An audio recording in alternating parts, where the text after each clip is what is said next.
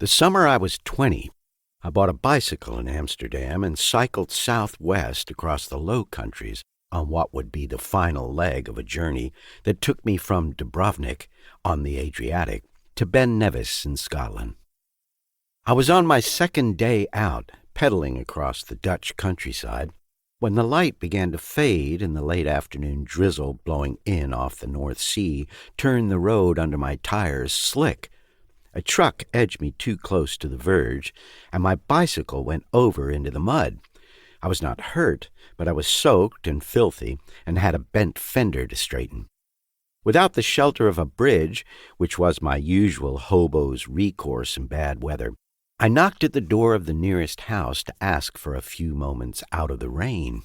Mrs. Outzhorn had watched my spill from her front window, which is where I guess she spent many a long afternoon. So I was not altogether a surprise when she opened her door a crack and peered out at me.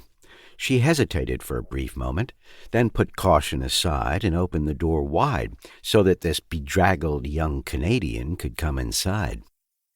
All I wanted was to stand for a few minutes out of the rain and pull myself together, but she wouldn't hear of it. She poured me a hot bath, cooked me dinner, gave me a bed to sleep in, and pressed on me several of her dead husband's things, including a waterproof coat.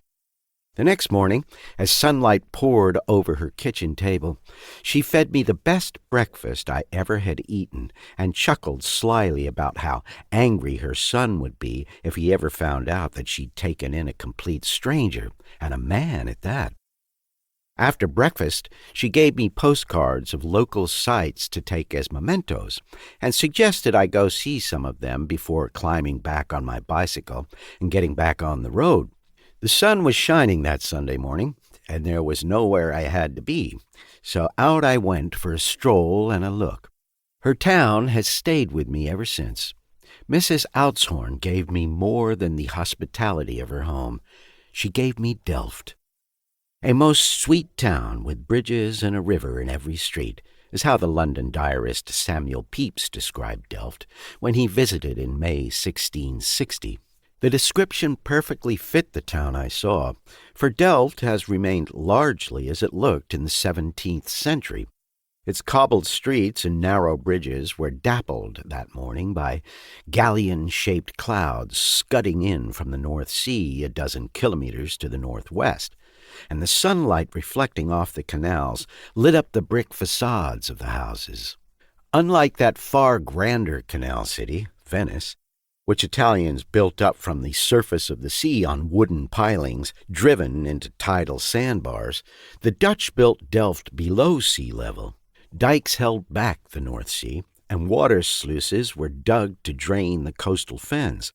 This history resides in its name, delven being the Dutch word for digging. The main canal running the length of the western part of the town is still called the Oude Delft, the Old Sluice. Memories of the 17th century are peculiarly present in the two great churches of Delft.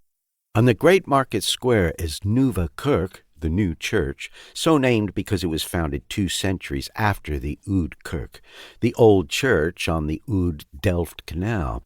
Both great buildings were built and decorated as Catholic churches, of course. The old church in the 13th century, the new church in the 15th, though they did not remain so.